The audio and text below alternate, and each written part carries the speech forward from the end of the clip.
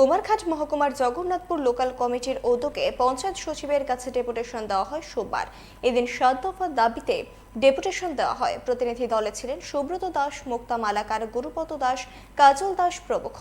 দাবিগুলি ছিল সুবিধাভোগীদের সরকারি ঘর প্রদান করা, বন্যায় ক্ষতিগ্রস্তদের দ্রুত সাহায্য করা প্রভৃতি। লক্ষ্য করি যে তারা রেগার কাজ করে, যারা করে তারা করে, আর যারা করে না বাড়ি করে তারা বসে বসে তারা পেমেন্ট দিয়ে এইসব কাজ খুব তাড়াতাড়ি বন্ধ করতে। নতুন ঘরের লিস্ট, যারা আজ অব্দি কোনো ঘর পায় নাই এদের লিস্ট করে এবং এদেরকে নতুন ঘর অবিলম্বে এদেরকে ঘর দিতে হবে। যারা ভাতা প্রাপ্য, যারা দেওয়া বেশিরভাগ দরকার এদেরকে দেওয়া হচ্ছে না।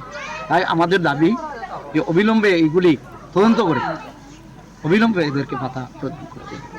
গ্রাম পঞ্চায়েত এলাকায় দেখেন, আমি ১ নম্বর ওয়ার্ডের, আমার ওয়ার্ডে ম্যাক্সিমাম জায়গাতেই জল মানুষের কিনে খাইতে আছে। এইভাবে সারা গ্রাম পঞ্চায়েতেই জল সংকটে আছে। এর জন্য আমরা দাবি রাখছি যে অবিলম্বে এটার ব্যবস্থা নেওয়া হোক।